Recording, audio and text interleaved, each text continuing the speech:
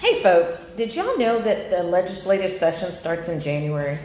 I know, everything's been like so crazy with COVID. A lot of people don't realize that. So I think it's only telling that we are now covering the legislative session. Chapter 7 in our textbook. Oh, and by the way, I'm working on your quizzes. My goal is to have everything done by the ending of next week. And all of you should have heard from me by now about your first exam. If you have not heard from me, please email me at jackie@valleyprojects.com. Okay, let's start with chapter 7. So in this chapter, we're going to talk about the Texas legislature. We meet biannually, which means every other year. We're going to talk about the powers of the legislature and the process and how a bill becomes a law. This is chapter 7. Okay, so in the Texas Senate, a Texas senator has a term of 4 years, right? And if you're in the House of Representatives, you have a term for 2 years.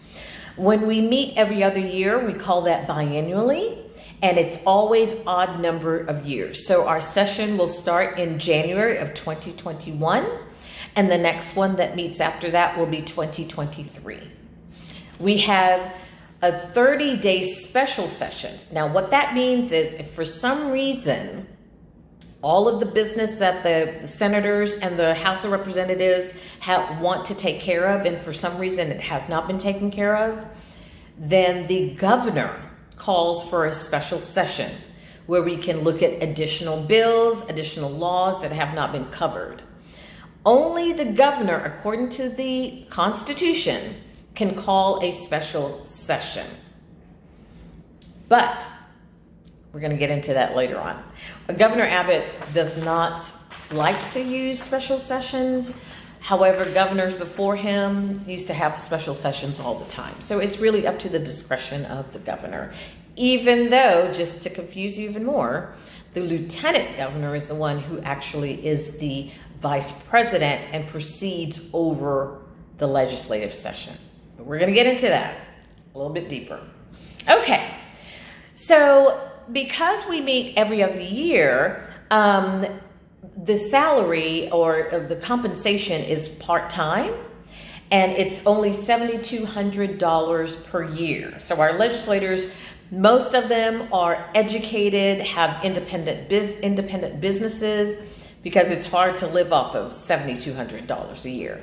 We have quite a few people in the legislature who are lawyers, business owners, and that takes up a vast majority of who makes up the legislature in Texas, because in part, you have to be self-funded, self-sufficient, independently wealthy, or at least have your wealth outside of the compensation you get from the legislature, which again is only $7,200. In your textbook, it has a map and it tells you all the different states that have a full-time legislature, states like Texas that has a part-time legislature, and then there are some states that have a mixture. So, the legislature, because especially if they meet every other year, depend quite a bit on their staff. Qualifications. In order to be a senator, it's considered to be more prestigious to be a state senator than to be a state representative. State representatives are considered to be closer to the people, directly accessible to us. So, they have in your textbook different qualifications for each. For instance, you have to be a U.S. citizen for both. You have to be a minimum of 26 years to be a senator, but only 21 years to run for the House of Representatives. You have to live in the home district for a year, but a resident of the state for 5 years. And for the House of Representative, home district for 1 year, but residency in the state for just 2 years. So it's a little bit more lenient for the House of Representatives. The requirements are a little bit more less stringent than it is for Senate. Up until the 1990s, Democrats dominated in Texas, which a lot of people find surprising because Republicans have been the main party that's been active.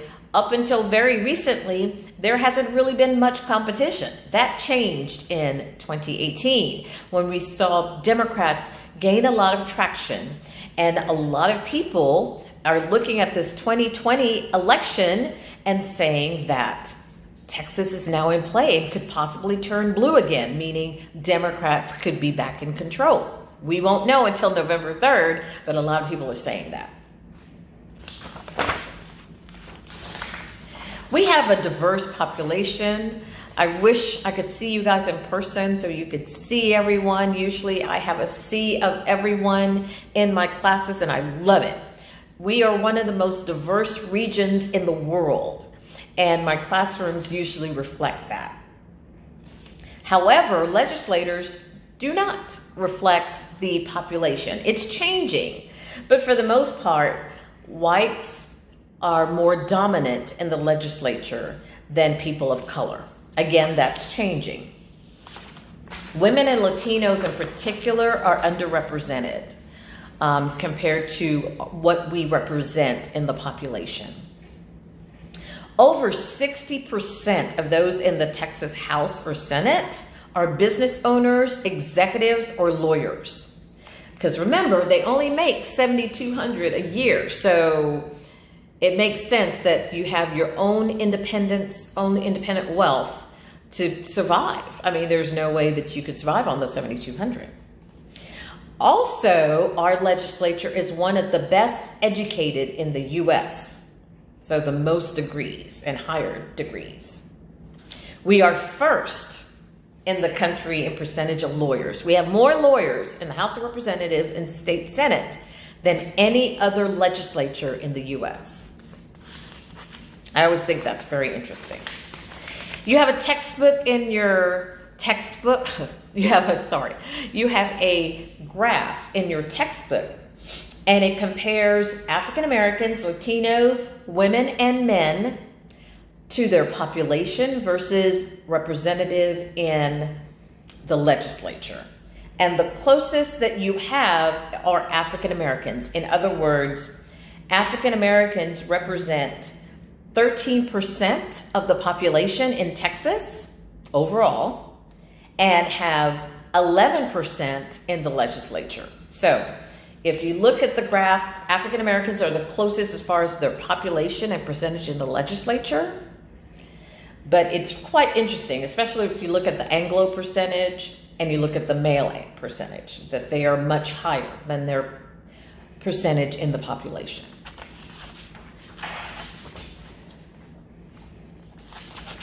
Gerrymandering.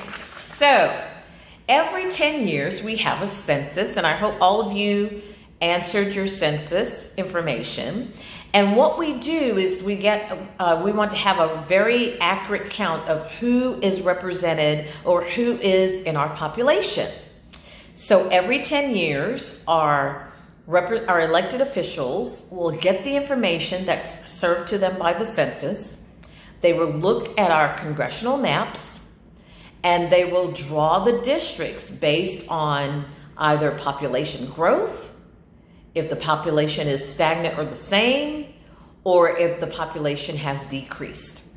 So that's why it's so important that everyone fills out the census information, so we have that to make sure that everyone is represented properly and equally in the on the elected front.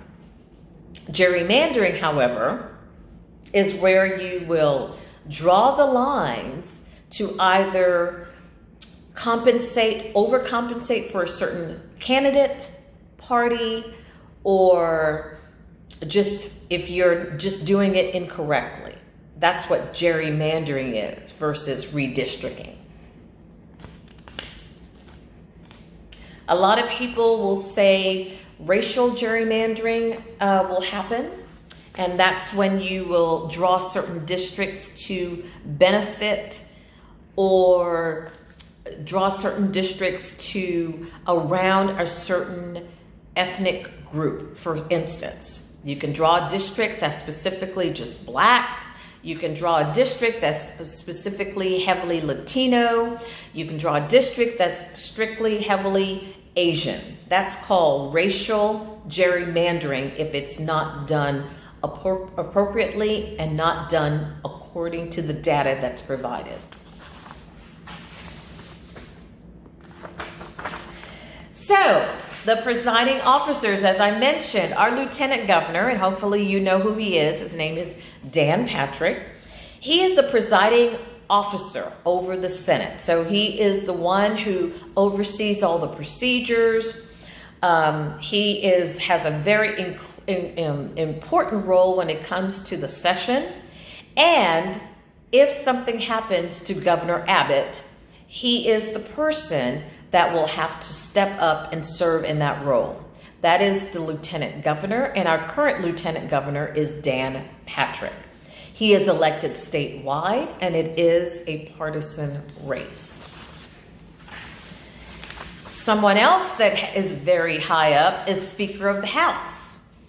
Now, our last Speaker of the House just resigned. And because Texas is considered by some to be a battleground state, that means there is a chance that Democrats can take over the House. We really don't know exactly who's going to be running for Speaker of the House. Now, why do I say that? Speaker of the House comes from the party that has the control or has the most. For instance, it's been Republicans because we've had more Republicans in office in the House of Representatives for the last several decades. But now there are key battleground races, and Democrats are trying to change that. Democrats have to gain 9 seats to take over the House of Representatives. So we won't know until November 3rd if that happens. If it does, then the Speaker of the House will be a Democrat. Everyone in the House will elect that person, but it will be a Democrat if the Democrats take over and have more people in office. If not, then it will be a Republican like it has been the last decade. The Speaker of the House is very powerful. It's a 2-year term that's given to this person. They control all the procedures. So when a bill is introduced, that person controls all the procedures. This person assigns all the committee chairs. So every single committee, this person, the Speaker of the House, will assign who will chair that committee. And it's elected again by members of the House of Representatives. So we won't know until November 3rd if it's going to be a Republican like it has been the last decade or a Democrat. Passing bills. It's a very, very, some may say complicated process if you're not familiar with it. You have a very detailed graph on how a policy and a law becomes a bill. Please become familiar with that. You will see that question coming up again, either in a quiz or an exam.